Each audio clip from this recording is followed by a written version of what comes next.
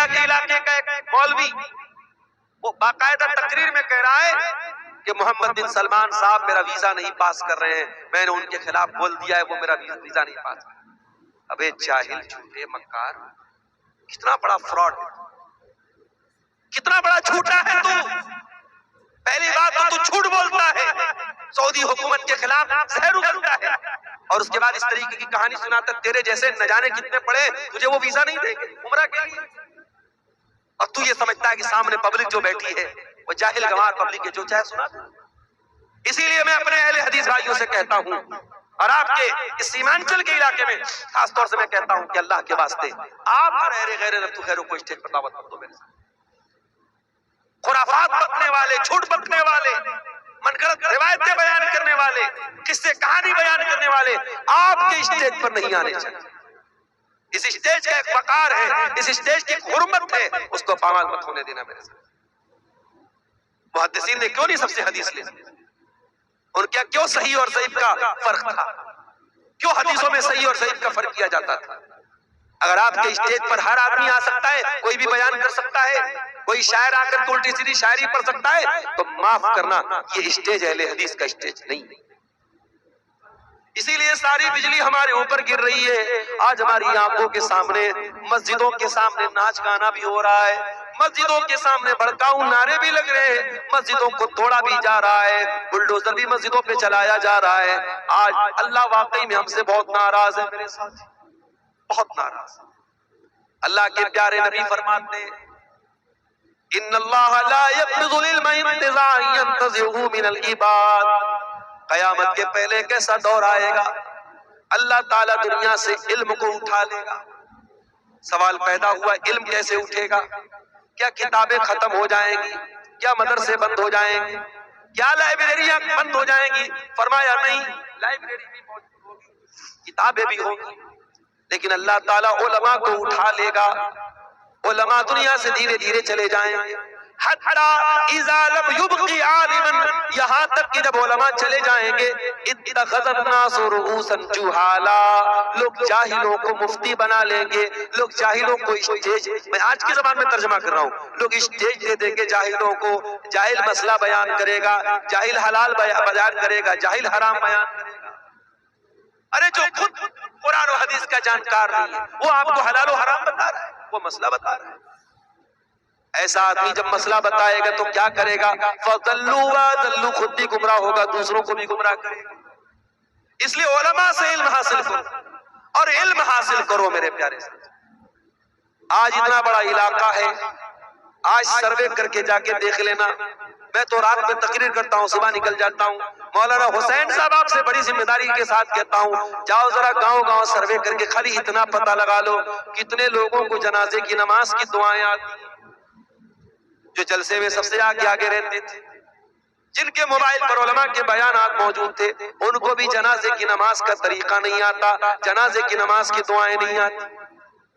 کتنے افسوس کی بات ہے، باپ مر گیا، بیٹا کھڑا ہو کے جنازے کی نماز پڑھ رہا ہے، وہ اس قابل بھی نہیں ہے اپنے بیٹے کی جنازے کی اپنے باپ کی جنازے کی نماز پڑھ سکے۔ میرے بھائی، اس سے تو بہتر تھا کہ ہم بے اولاد ہوتے، اولاد والے ہو کر کے کیا فائدہ؟ ہماری اولاد ہمارے لیے جنازے کی نماز نہ پڑھ سکے، ہماری اولاد ہمارے مرنے کے بعد ہمارے لیے مغفرت کی دعا نہ کر سکے۔ میرے پیارے ساتھیوں، اپنے بچوں میں سے ایک بچے کو کم سے کم عالم بنا دو، ایک بچی کو عالمہ بنا دو، کم سے کم سارے بچے دنیا داری میں لگ جائیں، ایک بیٹا آپ کا ایسا تو ہو جب وہ ہاتھ اٹھائے تو اپنے باپ کے لیے دعا کرے رب ارحمہما کما ربیانی صغیرا، اے اللہ میرے ماں باپ نے بڑی تکلیفوں سے مجھے پالا تھا، بڑی قربانیاں دی تھی، بڑا ذلیل کیا تھا اپنے آپ کو، میری ماں نے بڑی غربت کا دن دیکھا تھا، میری ماں نے گاؤں کے لوگوں کے برتن بھی مانجے تھے، میرے باپ نے لوگوں کے گھر کی غلامی کی تھی، اے اللہ میرے ماں باپ نے بڑی مصیبتوں میں مجھ کو پالا ہے، پروردگار تو میرے ماں باپ پر رحم فرما۔ یہ دعا کون کرے گا؟ جو قرآن کا جانکار ہوگا، جو قرآن پڑھے گا، کم سے کم اپنے بچوں کو اس لائق کو بنا دو میرے ساتھ، علم دین سیکھو اور سکھاؤ میرے ساتھ۔ آج حالات یہ ہے، پورے انڈیا کی بات میں نہیں کر رہا ہوں، آپ کے سیمانچل کی بات کر رہا ہوں، اتنا بڑا جلسہ ہوتا ہے، مدرسوں کو چلانے کے لیے جلسہ کرایا جاتا ہے. میں عام طور سے چندہ نہیں کرتا، مجھ سے بھی لوگ کہتے ہیں مولانا تھوڑا چندہ کر دینا. یہ مجبوری کیوں آ گئی؟ کیوں آپ کو مدرسوں کو چلانے کے لیے جلسہ کرانا پڑ رہا ہے؟ یہ بھی بہت بڑا سوال ہے. اور اتنا بڑا جلسہ اتنا خرچ کرنے کے بعد بھی اگر آپ اپنے مدرسوں کو نہیں چلا پا رہے تو یہ قوم کے لیے چلو بھر پانی میں ڈوب مرنے کی بات. اپنی عیش و عشرت پر لٹانے کے لیے تو ہمارے پاس لاکھوں کروڑوں ہیں، اپنے فالتو کاموں کے اوپر خرچ کرنے کے لیے لاکھوں کروڑوں ہیں، اور یہ چھوٹے چھوٹے مدرسے آج لوگوں کے سامنے بھیک مانگ رہے ہیں. افسوس ہوتا ہے میرے بھائی، ٹمپو میں بیٹھ کر کے انہی مدرسوں میں پڑھنے والے چھوٹے چھوٹے بچے بیچارے وہ چندہ کر رہے ہیں اپنے مدرسے کے. انہی مدرسوں میں پڑھانے والے پرائیویٹ ٹیچر، ان کو مدرسے کا سیکریٹری کہتا ہے جاؤ چندہ کر کے لانا تب تم کو تمہاری تنخواہ دیں گے. 5-6 ہزار کی تنخواہ پانے کے لیے وہ بیچارہ وہ پرائیویٹ ٹیچر، وہ پرائیویٹ پڑھانے والا مولوی بیچارہ گاؤں گاؤں گھوم کر کے دھان اتارتا ہے، چندہ اتارتا ہے، تب جا کر کے اس کی تنخواہ کا انتظام ہوتا ہے. ایسا کیوں ہو رہا ہے میرے ساتھ؟ کیا یہ علماء کی تحقیر نہیں ہے؟ کیا یہ علماء کی توہین نہیں ہے کہ آج آپ نے اپنے علماء کو بھکاری بنا کے رکھ ڈالا ہے؟ میرے بھائیوں، ہونا تو یہ چاہیے تھا کہ ان علماء کے آپ کے دروازے تک پہنچنے کی نوبت ہی نہ آتی، آپ خود ان تک پہنچ کے جاتے. مولانا مجھے اللہ نے لاکھوں کا مالک بنایا ہے، یہ میرے مال کی زکوٰۃ ہے، اس مال کی زکوٰۃ میں سے میں آپ کے مدرسے کو بھی دے رہا ہوں، میں ان غریب بچوں کے اوپر بھی خرچ کر رہا ہوں، میں ان یتیم بچوں کے اوپر بھی خرچ کر رہا ہوں. ہونا مگر ہو کیا رہا ہے کہ زکوٰۃ دینے کے لیے بھی آج ہم یہ چاہتے ہیں کہ لوگ بھکاری بن کے ہمارے دروازے پر. اسی لیے میں اکثر کہتا ہوں کہ ہمیں سسٹم کو بدلنا پڑے گا، ہمیں سسٹم کو بدلنا پڑے گا. زکوٰۃ دینے کا جو طریقہ ہمارے یہاں ہے اس طریقے کو ہمیں بدلنا پڑے گا. زکوٰۃ دینے کا صحیح طریقہ نہیں ہے. میرے عزیزوں، میرے پیارے بھائیوں، علم کی قدر کرو، علماء کی قدر کرو. پیارے نبی نے ہم کو یہ سبق بھی دیا ہے، اپنے بچوں کا حق قربان کر کے دین سیکھنے والے بچوں کی قدر کرو. آج آپ کبھی مدرسوں کے ہاسٹل میں جا کے دیکھیں، چھوٹے چھوٹے بچے جو پڑھتے بیچارے، ان چھوٹے چھوٹے بچوں پر ذمہ داریوں کا کتنا پہاڑ آ جاتا ہے. آپ کا بچہ جہاں جائے وہاں کھیل رہا ہے، کپڑے میلے ہو جاتے ہیں، گھر میں آتا ہے اس کی ماں اس کے کپڑے دھل رہی ہے. مدرسوں میں پڑھنے والے چھوٹے چھوٹے بچے یہ بہت سوچ سمجھ کے کھیلتے ہیں. کپڑا زیادہ گندا ہو جائے گا تو دھلنا تو ہم ہی کو ہے. بیچارے بیٹھ کر کے اپنا کپڑا دھل رہے ہیں. چھوٹے چھوٹے 10 سال کے 12 سال کے بچے اپنے ہاتھوں سے سارا کام کر رہے ہیں، اپنے کپڑوں پر استری بھی کر رہے ہیں، اپنے کپڑوں کو بھی دھل رہے ہیں. آپ کے بچے کو تو اس کی ماں نہلاتی ہے، یہ بچے مدرسوں میں جاتے ہیں، ان کو خود اپنے سارے کام کرنا ہے. اور پھر جیسے ہی پڑھائی کا ٹائم ہوا، اگر ذرا سی تاخیر ہوگی، مولوی صاحب کی چھڑی بھی موجود ہے، چھڑی ان کی پیٹھ پر پڑ گئی، آپ کے بچے کو کوئی ایک تھپڑ مار دے، آپ فوراً دوڑ کر کے جاتے ہیں ہمارے بچے کو کس نے مارا؟ وہ بچہ جو ہاسٹل میں گیا ہے، ماں باپ کی نظروں سے دور ہے، اس کو ڈسپلن میں رکھنے کے لیے کبھی استاد نے مار بھی دیا، کبھی اس کی پیٹھ پہ 2-4 چھڑی پڑ بھی گئی، وہ بیچارہ رو تو دیتا ہے، اس کی آنکھوں سے آنسو تو آ جاتے ہیں، مگر نہ ماں اس کے پاس ہے نہ باپ اس کے پاس ہے وہ شکایت کر سکے، وہ اپنے دل کے درد کا اظہار کر سکے.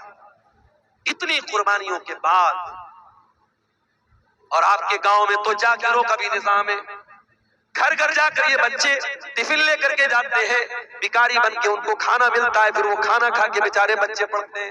کتنے مدرسے ایسے ہیں جہاں مطبخ نہیں ہے اور جاگیر کا نظام ہے، اور بچے اسی سسٹم سے کھانا کھاتے ہیں اور پھر پڑھ لکھ کر کے وہ عالم بنتے ہیں. اتنی قربانیوں کے بعد جب وہ انسان عالم بنتا ہے، میرے بھائیوں اس عالم کی قدر کیا کرو.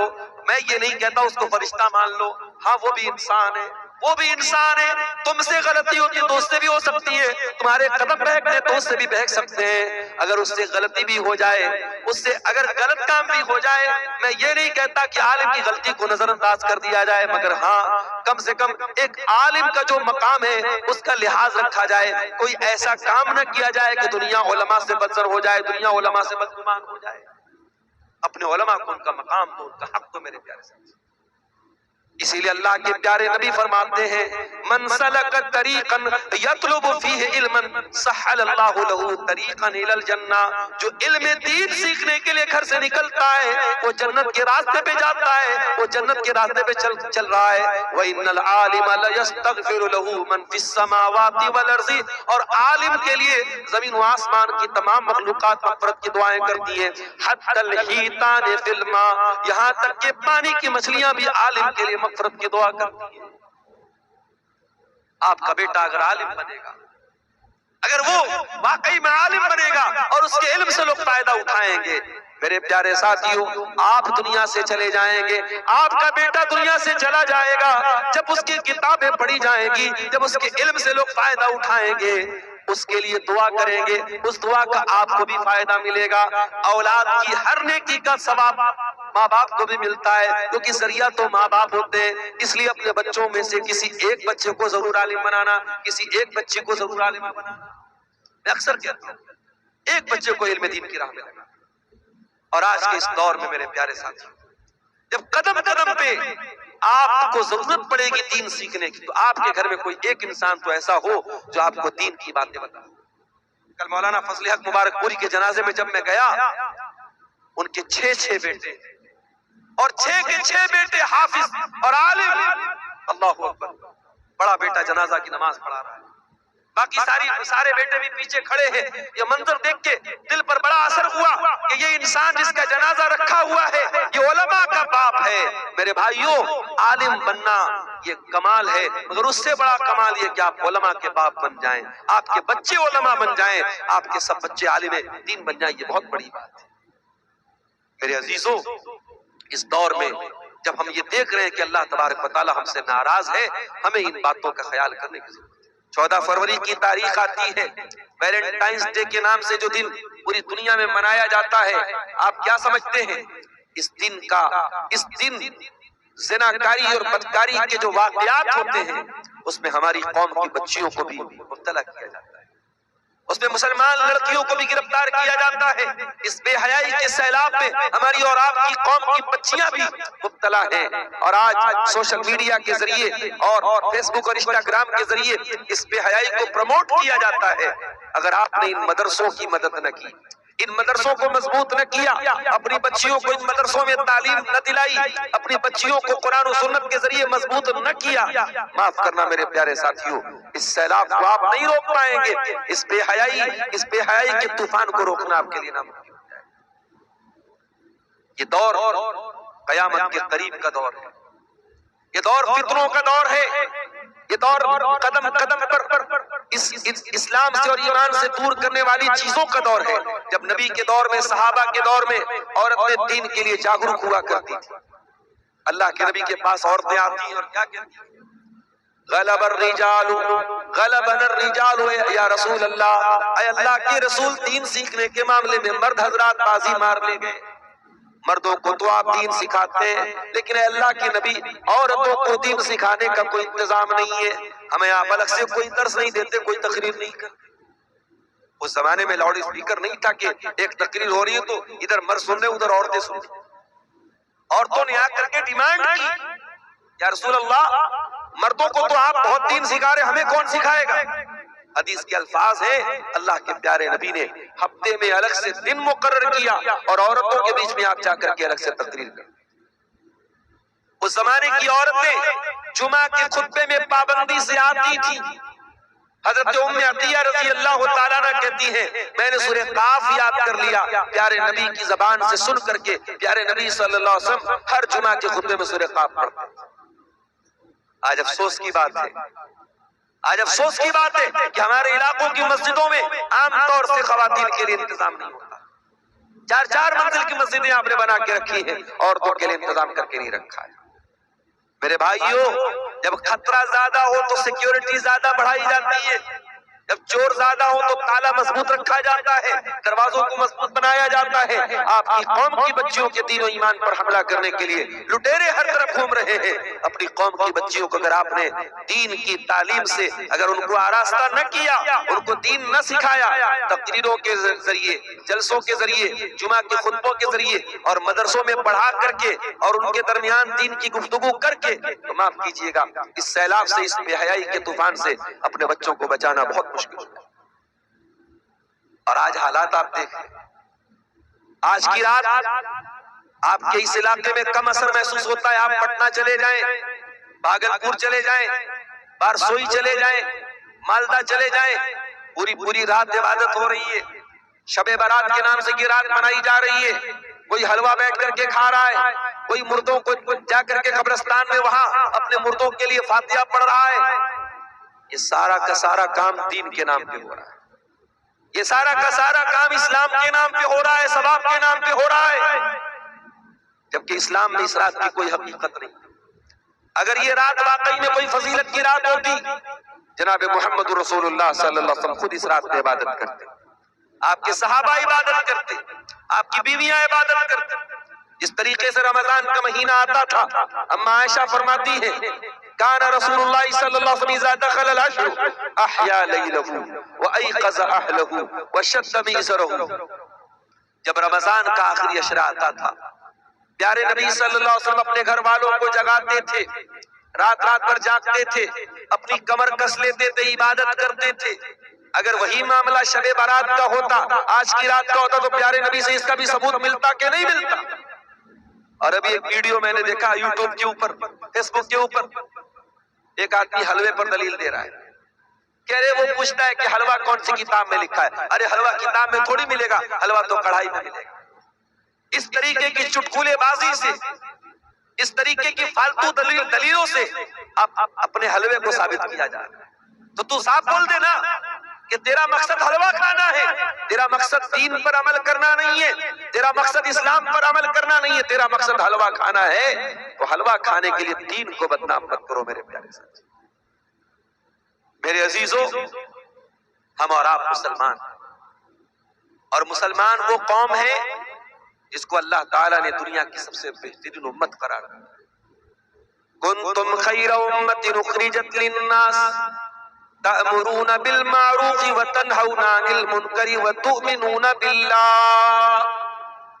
اے مسلمانوں، تم دنیا کی سرووتم امت ہو، سب سے بہترین امت ہو، the best community تم ہو، تم دنیا کے سب سے بہترین سماج سے تعلق رکھتے ہو۔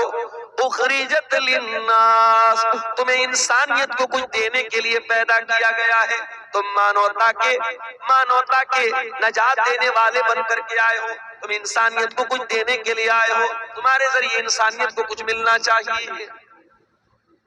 ابھی الہ آباد میں جو پریاگ راج میں جو میلہ چل رہا ہے، کمبھ کا میلہ، اس میں کچھ غیر مسلم بھائی ہمارے بھگدڑ میں مر گئے، تو میں نے ایک شنکراچاریہ کا بیان سنا، انہوں نے کہا کہ مسلمانوں نے بہت سارے غیر مسلموں کی مدد کی۔ یہ ہمارا کردار، ہمارا وہ لوگ جو ہمارے خلاف باتیں کرتے ہیں وہ بھی مانتے ہیں کہ نہیں صاحب مسلمانوں نے ہماری مدد کی۔ کورونا کے دور میں ہم نے وہ منظر بھی دیکھا تھا کہ باپ مر گیا، اس کا بیٹا اپنے باپ کی ارتھی کو ہاتھ نہیں لگا رہا ہے، اپنے باپ کا انتم سنسکار نہیں کر رہا ہے، مسلمانوں نے کھڑے ہو کر کے ان غیر مسلموں کا انتم سنسکار کیا۔ کتنے غیر مسلموں کو مسلمانوں نے مدد کی اس دوران، اور بھائی چارہ قائم کر کے رکھا۔ یہ ہمارا کردار ہے میرے پیارے ساتھی۔ کنتم خیر امت، مسلمانوں تم دنیا کی سب سے بہترین امت ہو، اخرجت للناس، تمہیں انسانوں کے لیے نکالا گیا ہے، تامرون بالمعروف، تم نیکیوں کا حکم دیتے ہو، وتنہون عن المنکر، تم برائیوں سے روکا کرتے ہو، وتؤمنون باللہ، اور تم اللہ تبارک و تعالیٰ کے اوپر ایمان رکھتے ہو۔ اللہ کو تو سب مانتے ہیں، کیا ہندو نہیں مانتا اللہ کو؟ کیا عیسائی نہیں مانتا اللہ کو؟ کیا بت نہیں مانتا اللہ کو؟ اللہ کا تصور، بھگوان کا، ایشور کا، گاڈ کا کانسیپٹ تو سب کے یہاں ہے، لیکن فرق ہے میرے بھائی، ہمارے بیچ میں اور دوسروں کے بیچ میں فرق ہے. دوسرے جس کو بھگوان مانتے ہیں اس کو دودھ بھی چڑھا رہے ہیں، اس کو کھانا بھی چڑھا رہے ہیں، اس کو پرساد بھی چڑھا رہے ہیں، اس کے نام پہ سونا لٹا رہے ہیں، اس کے نام پہ دودھ بہا رہے ہیں. لیکن ہم جس اللہ کو مانتے وہ کھلاتا ہے کھاتا نہیں. ہم جس اللہ کو مانتے وہ دیتا ہے لیتا نہیں، وہ کسی کا محتاج نہیں. دوسرے جس کو اللہ مانتے ہیں کہتے اس اللہ کا کوئی بیٹا بھی تھا. کوئی کہتا ہے کہ عیسیٰ مسیح اللہ کے بیٹے تھے، کوئی کہتا ہے عزیر اللہ کے بیٹے تھے. اور ہم جس اللہ کو مانتے ہیں وہ اللہ کون ہے؟ قل هو اللہ احد اللہ الصمد لم یلد ولم یولد ولم یکن له کفوا احد. اللہ ایک ہے، اللہ بے نیاز ہے، وہ نہ کسی کا بیٹا ہے، وہ نہ کسی کا باپ ہے، اور وہ نہ کوئی اس کے برابر ہے. تو ہم اللہ کے اوپر ایمان رکھتے ہیں، ہم اللہ کو ویسے مانتے ہیں جیسے اللہ نے ماننے کا حکم دیا ہے. یہ فرق ہے ہمارے اور دوسروں کے. کبھی آپ غور کیجئے، دنیا میں بہت سارا کام ہو رہا ہے اللہ کو راضی کرنے کے نام. کوئی شادی نہیں کر رہا ہے، پوچھو کیوں نہیں کر رہے ہو؟ ارے نہیں شادی کریں گے عورت کے چکر میں پڑیں گے، ایشور کو نہیں خوش کر سکتے، اللہ کو نہیں خوش کر سکتے. اللہ کو خوش کرنے کے لیے شادی نہیں کر رہا ہے. کوئی اللہ کو خوش کرنے کے لیے اپنی مردانگی کو ختم کر دیتا ہے، کوئی اوپر والوں کو خوش کرنے کے لیے زندگی بھر ننگا رہتا ہے، ناگا کہلاتا ہے. کوئی اوپر والے کو خوش کرنے کے لیے اپنے بدن کے بالوں کو کٹوا دیتا ہے، اپنے جسم کو تکلیف دیتا ہے. اللہ نے ہمیں اور آپ کو مسلمان بنایا میرے پیارے سے. وَمَا جَعَلَ عَلَيْكُمْ فِي الدِّينِ مِنْ حَرَجٍ. اللہ نے جو دین ہم کو عطا کیا اس دین کے اندر کوئی تکلیف دینے والا حکم نہیں ہے. کوئی ایسا حکم نہیں ہے جس میں ہمیں تکلیف ہو، جس میں ہمیں پریشانی ہو، جس کو پورا کرنے میں ہم کو پرابلم آئے. سفر کی حالت میں ہم جاتے ہیں، انسان گھر میں جتنا کمفرٹیبل رہتا ہے سفر کی حالت میں نہیں رہتا. شریعت نے سفر میں آپ کو نماز پڑھنے کا حکم تو دیا، مگر آپ کی سفر کی تکلیفوں کو دیکھ کر کے شریعت نے آپ کو آسانی دی. 4 رکعت والی نماز کو 2 رکعت پڑھ لینا، مغرب کو عشاء کے ساتھ پڑھ لینا، ظہر کو عصر کے ساتھ پڑھ لینا اجازت دے دی، چھوٹ دے دی آپ کو سفر کی حالت میں. سردی کا موسم آیا، پانی بہت ٹھنڈا ہے اور آپ کے اوپر غسل واجب ہو گیا، آپ ناپاک ہو گئے. اگر غسل کرتے ہیں تو بیمار ہو جانے کا ڈر ہے اور پانی گرم کرنے کا کوئی راستہ نہیں، تو کیا کریں گے؟ فَتَيَمَّمُوا صَعِيدًا طَيِّبًا. شریعت نے تیمم کرنے کو. موزہ پہنے ہوئے آپ سردی سے بچنے کے لیے، چاہے وہ کاٹن کا موزہ ہو چاہے وہ چمڑے کا موزہ ہو. سفر کی حالت میں آپ 3 دن تک اگر آپ نے وضو کر کے موزہ پہنا ہے تو 3 دن تک اور 3 رات تک آپ موزہ پہنے رہیے، اتارنے کی ضرورت نہیں ہے. جب وضو ٹوٹ جائے وضو کیجئے، پیر کو دھونے کی ضرورت نہیں ہے، موزہ پہنے رہیے، پیر کے اوپر مسح. یہ ہمارا دین ہے میرے پیارے. وَمَا جَعَلَ عَلَيْكُمْ فِي الدِّينِ مِنْ حَرَجٍ. ہم نے تمہیں وہ دین دیا ہے جس دین میں کوئی دقت نہیں ہے، کوئی پریشانی نہیں. ہم اس دین کے ماننے والے ہیں جس دین میں شادی بیاہ کرنے کا بھی حکم دیا گیا، بیوی بچوں کا حق ادا کرنے کا حکم دیا گیا. ہمارا دین ہمیں کوئی حیوانیت نہیں سکھاتا. ہمارے دین میں شادی نہ کرنے والے کو پسند نہیں کیا گیا. کوئی لڑکا کوئی لڑکی شادی کے قابل اور شادی نہ کرے، اسلام میں اس کو اچھا قرار نہیں دیا. ہم تو جنت میں بھی جائیں گے تو وہاں بھی کنوارے نہیں رہیں گے، جنت میں بھی ہماری کوئی بیوی ہوگی، جنت میں بھی ہم ڈبل ہوں گے، ہم سنگل نہیں ہوں گے. سنگل رہنے والوں کو اللہ پسند نہیں کرتا. کوئی عورت بیوہ ہو گئی، کوئی کسی مرد کسی کی بیوی کا انتقال ہو گیا، اگر وہ شادی کر سکتا ہے تو شریعت کہتے اس کو شادی کرنا چاہیے. بیوہ عورت اکیلی نہ رہے، مطلقہ عورت اکیلی نہ رہے، آدمی بیوی کے انتقال کے بعد اکیلا نہ رہے. وہ جب بھی رہے اپنے لائف پارٹنر کے ساتھ رہے، اپنی شریک حیات کے ساتھ رہے. اور طاقت اگر اللہ نے آپ کو دی ہے اور انصاف کر سکتے ہو تو شریعت نے آپ کو 1 نہیں 2 نہیں 3 نہیں 4 تک آپ کو شادی کرنے کی اجازت دی ہے.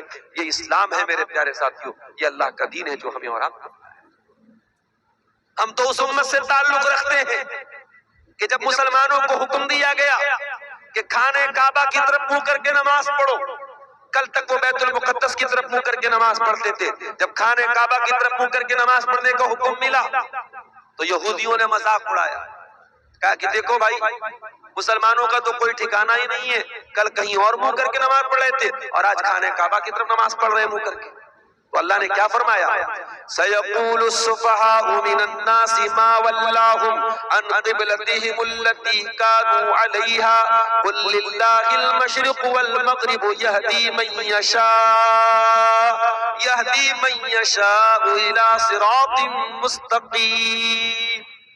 اے نبی کچھ بے وقوف لوگ بولیں گے کہ مسلمانوں کو ان کی قبلہ سے کس چیز نے ہٹا دیا، اے نبی جواب دے دو اللہ کا حکم آ گیا اس لیے مسلمانوں نے قبلہ بدل دیا، اور پورب کا اور پچھم کا مالک تو اللہ ہے، اللہ جس کو چاہتا ہے صراط مستقیم کا راستہ دکھا دیتا ہے۔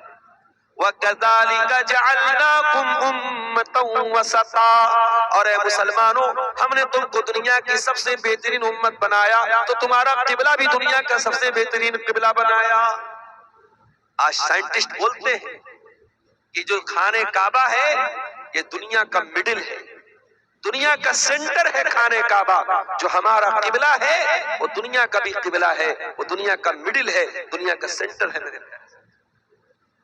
ہمارا قبلہ سب سے اچھا، ہمارے نبی سب سے اچھے، ہمارا دین سب سے اچھا، اور ہمیں جو کتاب ملی قرآن وہ کتاب بھی سب سے اچھی، وہ کتاب ایسی کہ 6 سال کا بچہ قرآن کا حافظ ہے اور پھر پورا قرآن تراویح میں کھڑا ہو کے سنا دیتا ہے۔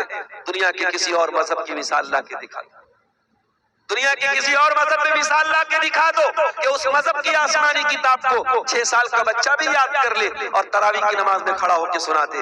یہ اعجاز بھی اللہ تعالیٰ نے اپنی کتاب میں۔